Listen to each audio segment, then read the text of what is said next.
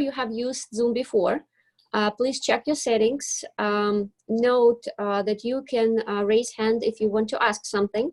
You can also type it in. You can vote on the polls that we're going to share. And we will have time after presentation to answer your questions. So let's start. Okay, Anya, you go first. Let's go through the topic. Okay. Directories, reviews, awards of FX brokers. How trustworthy are they? Slide number 1. Okay. My answer to this question is 0. FX brokers have nice. Don't be mean. FX brokers have to pay to get on the list or to have a nice review. And price can range from $500 a month to $20,000 a month. It's purely based on the quality of the website. And website listing usually comes with some advertising package. Cost to have a banner on the website, as example, or promoted set of articles. Awards are usually attached to the sponsorship packages and personal relationships. The more you pay, the better chance your company will be awarded Best FX Broker of the Year. You can see a poll popping up on your screen. So please help us and answer the question. So quite often, retail FX brokers targeted by marketing scammers. And one of the very good examples of not so ethical practices is WikiFX. They are based, I think we can, the poll can be moved a little further. Yeah. So the company is based in China, registered in Hong Kong a few months ago. And the business model is not new. Step number 1, post wrong information about the company using the strong language, suspicious, non-regulated, stay away.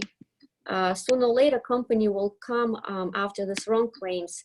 And what will you do? Step number 2, you charge to perform the registry update, or you sell your own brand management services. And if the company attempts to argue, then messages will not be answered. Step number 3, make sure your company operates from deep offshore or from hard to reach jurisdictions. So cease of deceased legal letters will not disrupt your business model. And now I'm going to show you what can happen to the companies that are not willing to pay. Johan, before I'm going to do that, do you think we should check the poll result? Oh, sure. Most of people don't believe it. Okay. Surprise. Okay. So now if you go one slide before that. Let me share the result. Hold on. Okay. You see. Okay. One slide up. This one. Yep. So this is a very common pricing. You pay for the ranking. You pay to be on the top of the list, or you pay to have a nice reviews. So now go back to the next slide, please. Okay. Okay.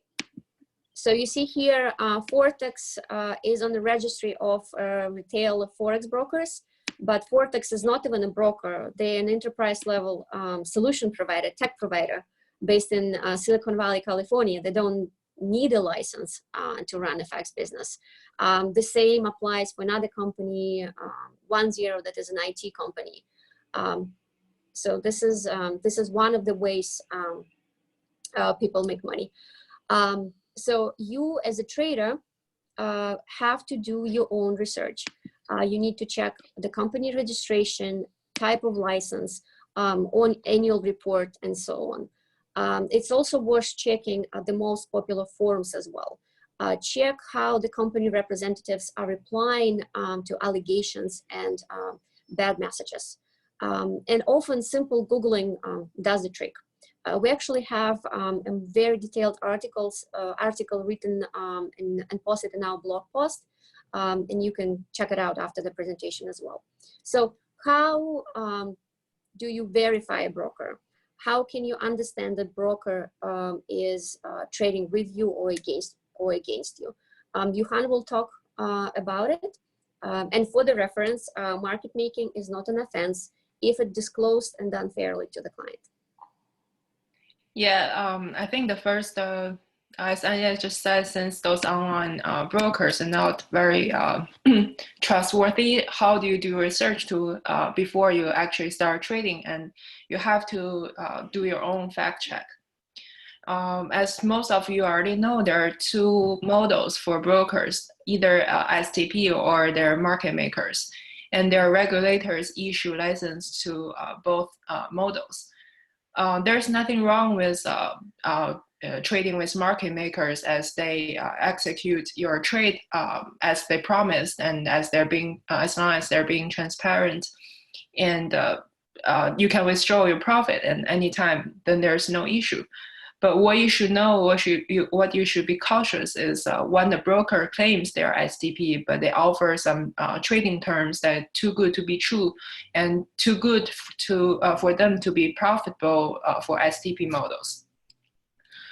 So here's a Google research we did for when you search for best Forex STP broker, and you see there's some registries showing you their offer. Very high leverage. They're giving you 500 to 1 or even 800 to 1, like 888 for Chinese to be lucky. You just need to be careful. Like you have to know that if the broker really doing STP and they need a prime brokerage, and most of the prime brokerage only offer 25 to 1 on FX. That is you have to think, where do they make up the rest 500 leverage, 500 to 1 leverage to you. Okay, and also you probably see a lot of those advertisements on the internet, some like zero spread, 500 to 1 leverage. This is very unrealistic tight spread for STP brokers. And there's some sign-on bonus. As long as you sign up, you have you got the free money into your account deposited. So you have to think, how do they make money, right? I will cover more on the next section called explicit and hidden trading cost. And also, you have to be aware of if they place any trading limitations on your account. Some will ask for no scalpers, and you will experience a lot of slippage. And the worst is you can withdraw your profit. Sometimes the resulting poor execution will likely cost you more than the commission you're actually paying, the standard commission. So how do you know? How do you actually check the fact? I'll say, the most important thing is that you can trust is the license. And you need to verify the license on the regulatory registries. And also you can confirm on the RTS 2728 report, which will show you the top 5 trading venues for the brokers. It is a report that's required by MiFID II. So all European registered brokers need to disclose their trading venues and to show their best execution for clients' orders. I'll show you examples of AM Advanced Markets UK FCA licensed entity, as we're doing 100% DMA agency models, and will route your orders to the best providers and maximize your benefit. This is the comprehensive analysis of our trade execution venues and the quality of the execution. And we produce this RTS 28 report that you see where your orders all get executed during 2018 and 2019 based on the transacted trading volumes in each class of financial instruments. And if you want to know more granular details, we also it's all available to our clients if you request it. And also we have more research we already compiled to the list of all major brokers RTS. You can check them out. And will attach the link at the end of the workshop and provide it to you if you want to check it out. Also, if you want to know what does the report actually means, we already have a live webinar conducted by Natalia in Finance Magna's London Expo. The YouTube video will also link there. How do you read the report is another important thing you need to know. Okay, I'm going to the next one, the cost. Everyone is asking for the cost. I want to pay less. Yeah, like you want to pay 0 commissions, I know. And 500 leverage. Okay. And spread 0, please. No, I am sorry. Okay, so you already know there are a lot of, there is a trading commission charged, there is swap charge, and of course there is spread. But what you may not aware is there might be a spread markup. And also if there is a slippage, that's the cost too. And the cost of rejections, cost of the recalls by market makers on MT4 is all, we've seen those before, and some clients will come to complain about how big they got slippage at other brokers, although they're seeing like super tight, like 1 point on the top of book tier. It's just sometimes you have to trade with them so you know how much you actually pay. Okay. Yeah, spread, the most favorite topic. Okay, so a lot of retail traders are going and trying to choose a broker, and they often go to my FX book and they see hundreds of Forex brokers and they see all kind of different spreads, and they ask a question: why spread is so different? Why this broker is given 1 pip spread on Euro USD, and why this broker is given 0 spread on Euro USD? So spread will be different based on many factors. Factor number 1, who is pricing your broker? Bigger brokerages have their own pricing engines. Smaller brokers can stream pricing from a low quality signal provider, or even a demo server of a bigger brokerages. It's a very questionable practice, but it still exists even in 2020. Some will add the proper liquidity providers price streams. And of course, each venue will have their own price creation logic and algorithm, and therefore spread will be different. Number 2, how much broker is marking up, and what are the pricing policies of the broker? Will the broker include own interest in the spread to stream a raw price to attract new clients, or will broker make profit from marking up the spread? As a disclaimer, there's no currently regulatory obligations for brokers to limit their markups or commissions. However, if you're in Europe, in MiFID II, this should be disclosed to traders upon request within 48 hours. And this also applies, because I see right now a few FX brokers attending this webinar. It also applies if you're an FX broker and working within a European regulated liquidity provider. They also should disclose this information to you. I highly recommend you to read MiFID II directive. Next one, the biggest trick of all, I think, is to stream a very low spread that is available only for 1,000 units. Of course, there are a lot of things that comes with it. Here's case 1. Competing broker on the right has a very extremely thin liquidity on top of the book, which probably means you will never get the top of the book quote, since it's not just you, it's all other clients of that broker are competing for this best quote. So you most likely go to the next layers. So your trade will be split and multiply execution legs, which means A, long execution, B, slippage, C, not bank liquidity, as banks don't supply such low quantities. Case number 2, while while top of the book of liquidity is similar between two providers, spread is noticeably wider at the competing broker 2 for the same amount of volume. So if you look at the entire depth of book, there are significantly less layers of depth at competing broker 2 than advanced markets on the left, which most likely means that broker 2 has only 1 or 2 banks participating in the aggregation system.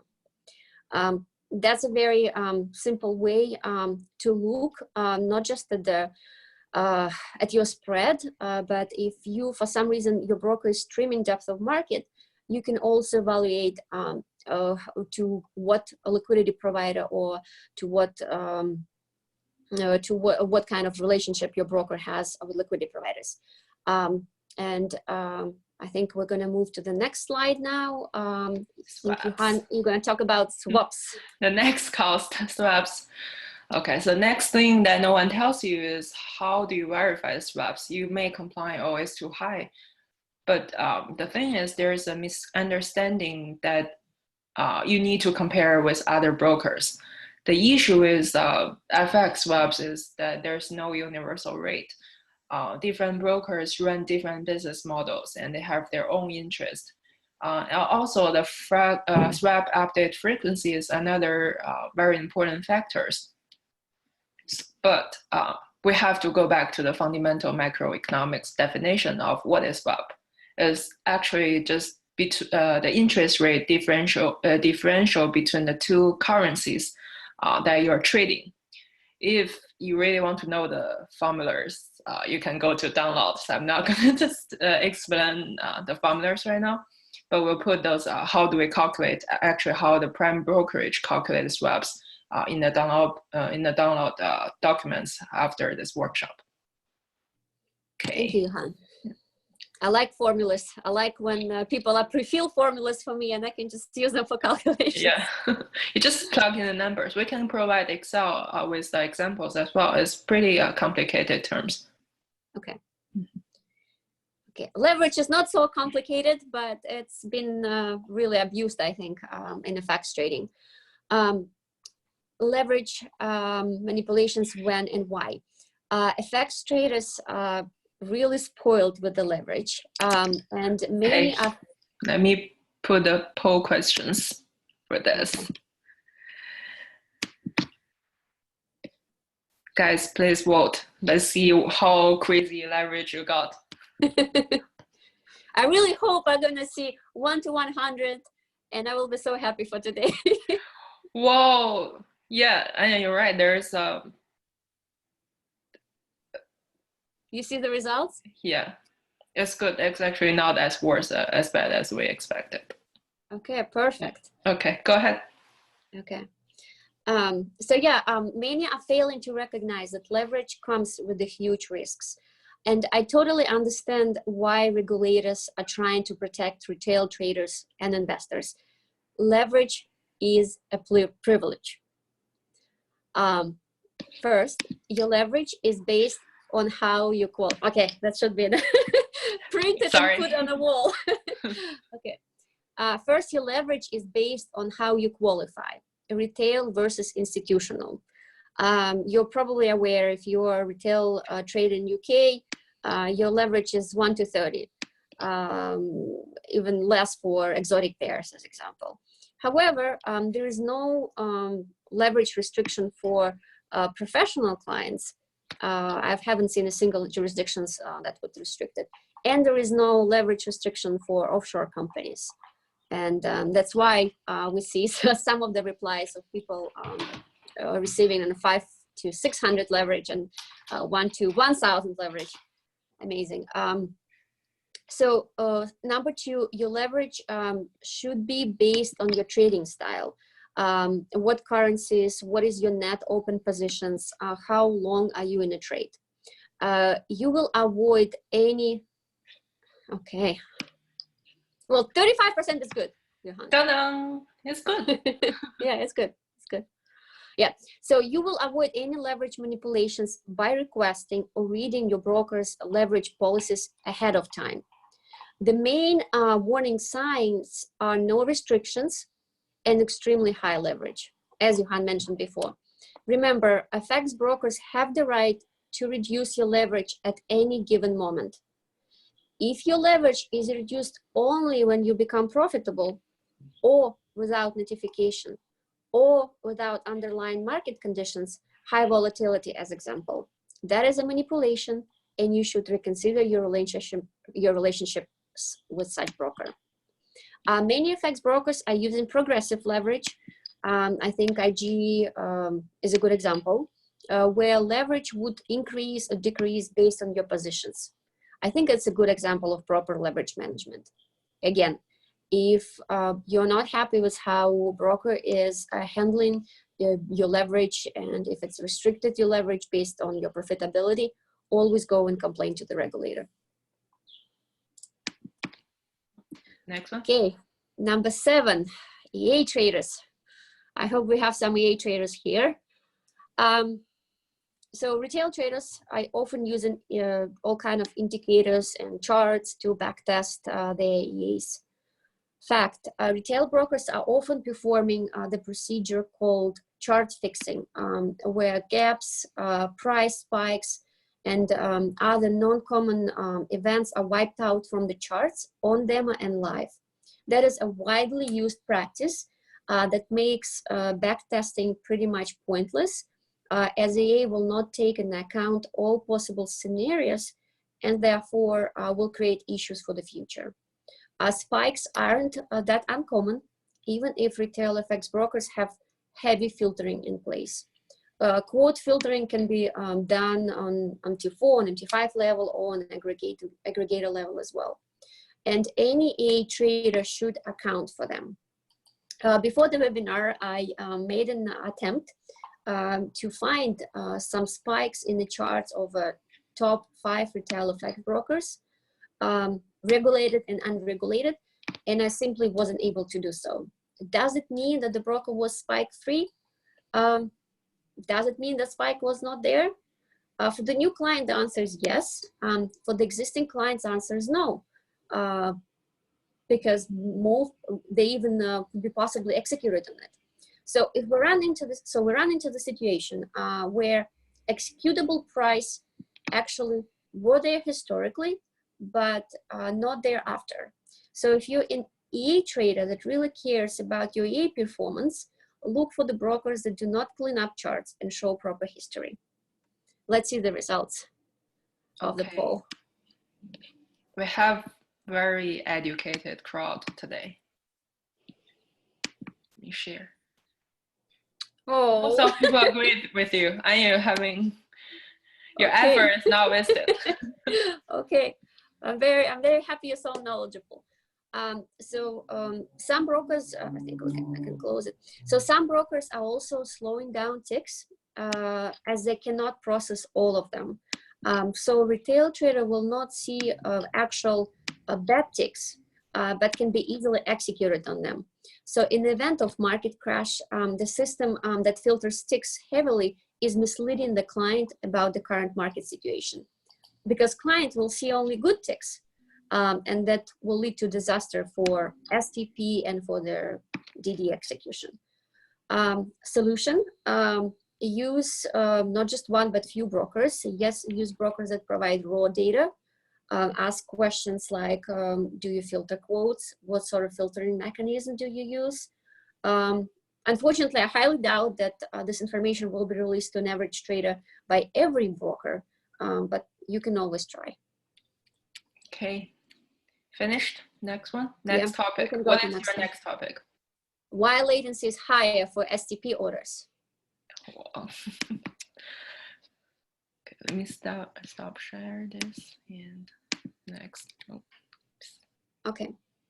Fact, latency is higher for the STP orders when you're using MT4 or MT5 for trading. To understand why, let's look at the order flow chart. And for the reference, I will use 2 abbreviations, STP or straight through processing. It can be also called NDD, ECN, A-book, agency model. Broker passes your trade to external venue. It could be a liquidity provider, bank, hedge fund, another broker. Makes money on spread and commission. DD, or dealing desk model, market maker, B-book, internalized flow, broker keeps trade in-house and makes money on client losses, plus commission, plus markup. Broker can or cannot partially hedge positions. So how's your STP trade flow looks like when you're using MT4 or MT5, we just can replace MT4 bridge by MT5 gateway. So once trade is placed on client terminal, trade is now on MT4 server, or broker side, waiting to be triggered. Thank you, Johan. Mm-hmm. When price is triggered, MT4 server sends the trade via bridge or gateway in case of we're using MT5. Two, it can send it to a aggregator, or it can send it directly to the liquidity provider. And after trade is executed, it will be sent back to the client. So now let's look at the scenarios where trade is not sent anywhere and just simply auto-confirmed on the MT4 level or by the bridge. So we have retail trader placing the trade, trade is on MT4 server, price triggers, and trade results are sent back to the retail trader. Do you see the difference in the number of steps, Johan? Oh, okay. I think we should be back to the previous slide. Previous slide? Mm-hmm. Mm-hmm. So the number of steps will make a huge difference in your execution. Of course, there could be some exceptions where a broker has a terrible infrastructure and orders are delayed because of that. If your order on MT4 MT5 was executed within a few milliseconds, there is a clear indication of the business model your broker is running. Even having a robust, flawless infrastructure will add some sort of latency. And again, there is nothing wrong with being a market maker as long as this fact is disclosed to the end client and no trade manipulations techniques are used. I also want to mention here that getting VPS, a virtual private server, will only make sense for the traders using expert advisors. I also see actually questions on the chat about average execution time. I'm going to answer it now. So average execution time is debatable across many providers. I would say anywhere from 50 milliseconds to 200 milliseconds is an acceptable range for an STP order. Again, it depends on where you're located, where is your broker hosting MT4 and aggregator, how solid is your broker infrastructure. To give you a good example, if you're in New York and you're broken LD4 in London, their latency, one-way latency between New York and London is 70 milliseconds. So round trip is 140, and your trade cannot be done any faster than that because that's time is needed for it to travel across the ocean. Okay. Okay. Well, the most popular topic last month. Okay. Everyone's talking about how RU futures goes to negative $40 on April 20th. Okay, I have a pool questions, but I think the point is we want to make it clear that there are different products that all the brokers is offering on the RU derivatives. There are future, there are sport, and there are CFDs. I'm gonna show you a chart right now. Okay, and then I'm gonna ask you, do you know which product is this? Euro USD. I am. Please vote. I put in the poll questions right now. I just want to know what do you think about this? I'll wait like another 20 seconds maybe for you guys to vote.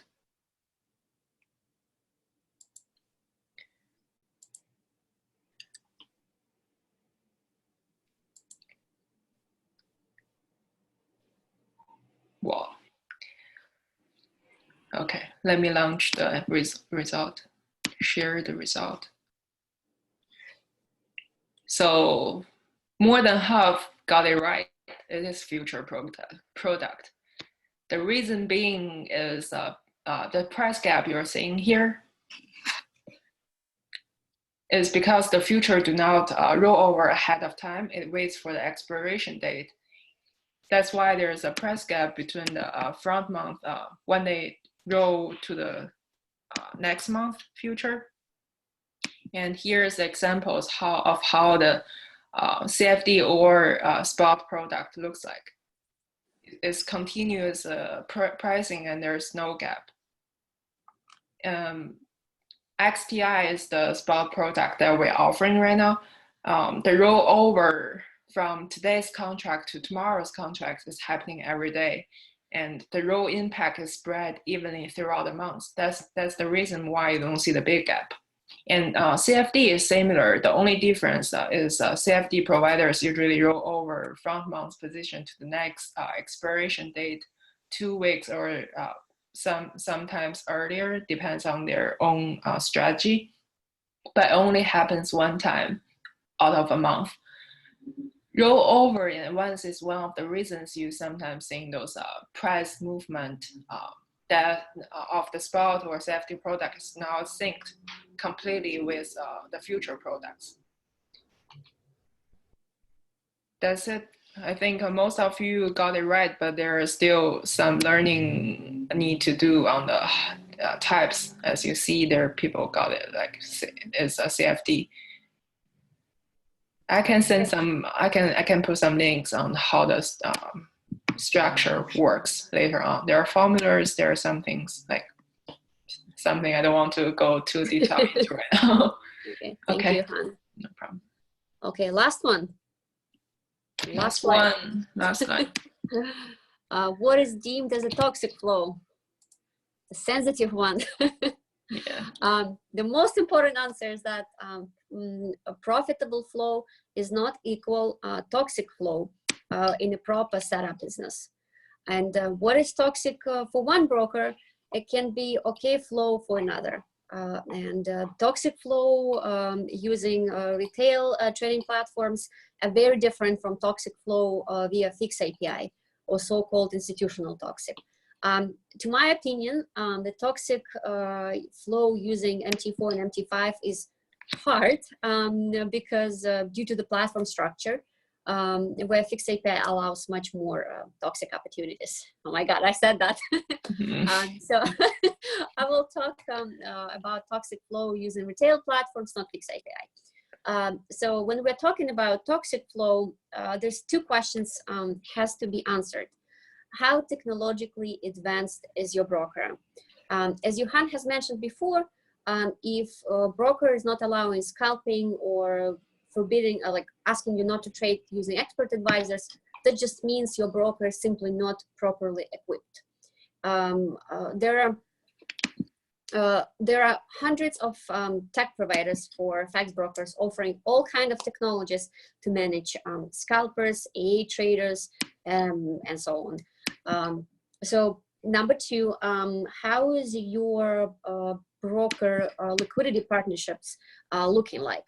I talked to many different retail FX brokerages, and for the smaller brokerages, I'm surprised how many are not even connected to liquidity providers or have risk management system. Simple hedging platform will do the trick for many actually. So that is number one mistake I see many retail smaller FX brokers make. Sorry to interrupt you. We saw Jason has a raised hand and there's a question he wants to ask. Okay. He said, how to search for broker that welcome toxic flow? Toxic flow. Okay, let's move it to the end of the to the end. We'll answer a question at the end of the. Yeah. We'll have a Q&A section later on. Yeah, later on. Yeah. So how's your broker liquidity partnerships looking like? And I talked to different brokers, and a lot of them send good clients, good scalping clients away just because they're afraid of their trading style. While they can, on board with a liquidity provider, can make money by STPing them and make money from the commission. So it's very hard for me to call the unwanted flow on retail trading platforms toxic. So I can call it maybe semi-toxic or not so wanted flow. The most common one is a latency arbitrage. I can also put any other system that takes advantage of the broker's technical issues or technical limitations. Latency arbitrage is when trader is using few price feeds, and there is a slow price feed, there is a fast price feed, and if you are in a broker with a slow price feed, you're gonna get hit by such trader, and you may consider this flow as a toxic. A second is news trading. Mostly some brokers, not all brokers, some brokers consider it toxic when their volume of news tradings are pretty high. We're talking about, I don't know, 100 plus lots per click. And some consider it toxic or not wanted because retail traders leaves no time for the broker to hedge. And therefore broker deemed this flow as unwanted. Third one, market impact. I haven't seen it happening on MT4, but I'll still talk about it. So market maker can stream liquidity to different price venues. Can stream price to MT4, to MT5, to C-Trader, to I don't know, to some ECN, if a client has an account in each of this venue where market maker is streaming, and been trading very actively, so the market maker can be hit at the same time, but from the different venues on the different platforms. But again, this is a very rare case for retail traders. Fourth one is not here. I just thought about it. It's trading on exotic pairs. Like Turkish lira. It can be looked as toxic because it's very hard to hedge. But again, broker can solve it by working with liquidity providers. Also, I've seen that bigger brokerages have a little bit more resources than medium-sized and smaller brokerages, and they're constantly improving themselves. So it's very hard to be toxic nowadays. I feel like it. I think that is it from my side. I'm coming back to the question that Jason asked. So how do you look for a broker that provide toxic flow, Johan? What was the question?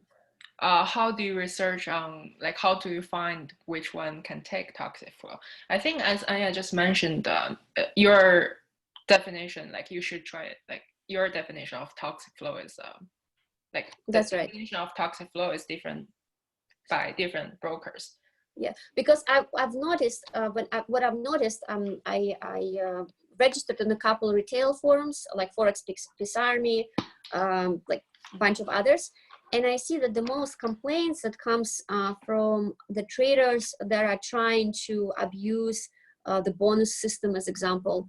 And I mean, it's a natural reaction of a Forex broker to, to stop this kind of abuse. But from the trader perspective, okay, I'm toxic because I'm abusing their, the bonus system.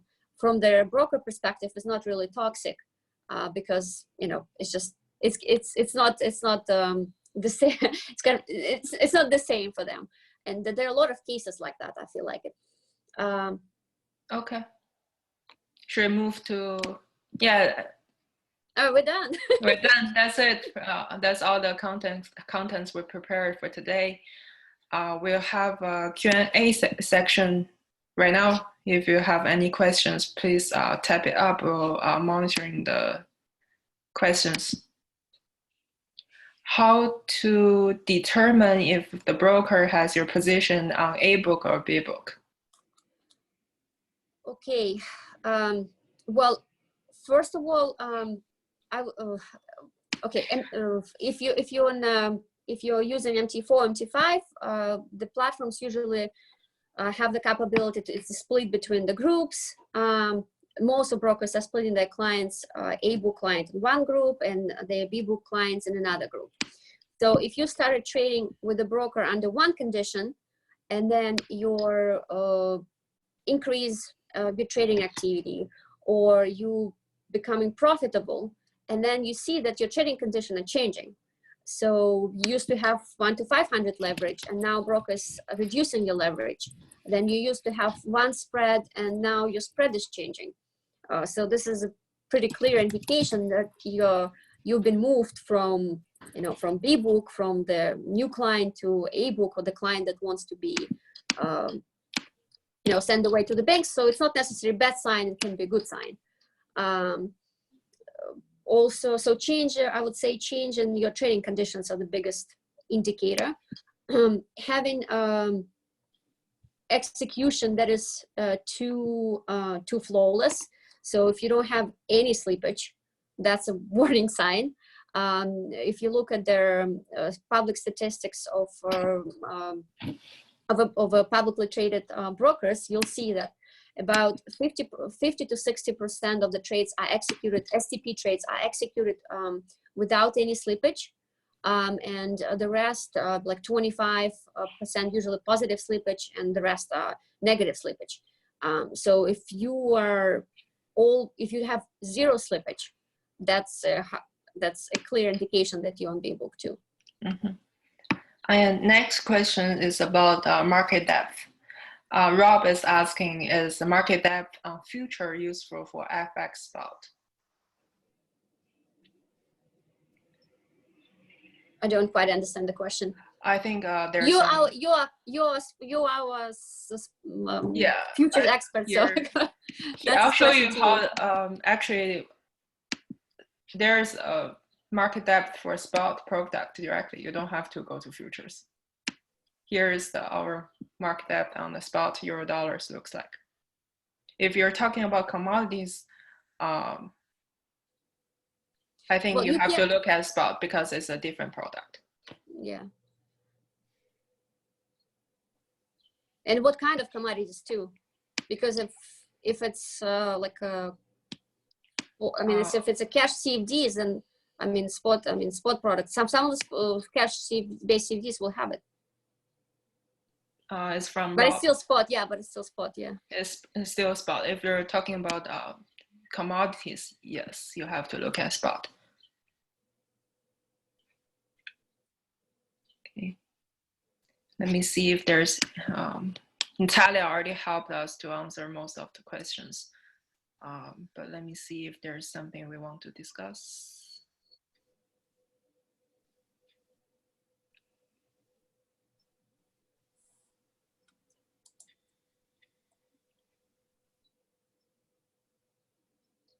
I think Mario wanted to ask a question.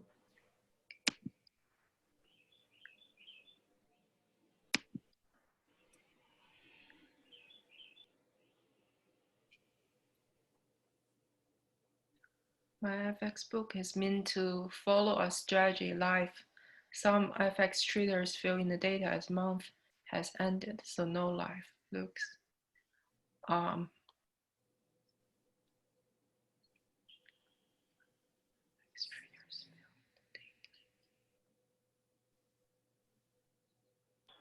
What? Hey guys, this is Natalia. So I was just typing an answer to Mario. So I'm not sure, Mario, what you mean by follow a strategy live. I know my FX book is synchronized on the statements from the MT4 account into the website. I'm not sure if you, as the person sharing your MT4 statement, can select, periodicity, like how often you want the data to be synced. But I believe it should be pretty much synchronized on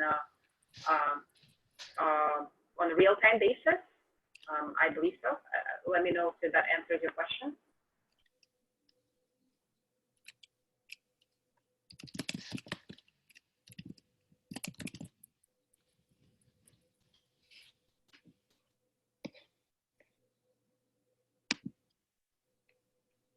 Okay, Mario, I'll type an email to you if you have any questions. Please just send us the questions in more details. We can talk more.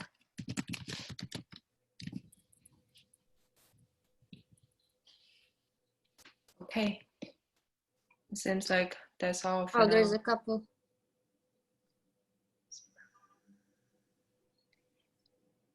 Average of from 2 months. Are you talking about all you? Those rollovers happened at the liquidity providers is a very complicated methods of how they do the rollovers to minimize the cost of the rollovers. So it's not the average of the from 2 month. The method is way complicated than that. And it's actually their core business value of how they roll over to minimize the cost. That's what the investment bank's trading desk do.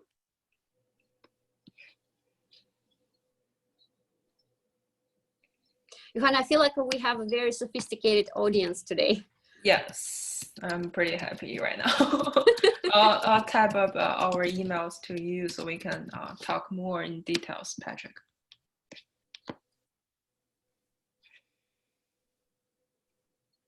Okay. Okay. I don't see any more questions. Yes, but I have ads to do right now. So we're going to, if you really enjoy our content, what we talked about today, please go to our blog. We have more educational contents. You may want to know about institutional FX and how to choose your brokers, what points you should look at.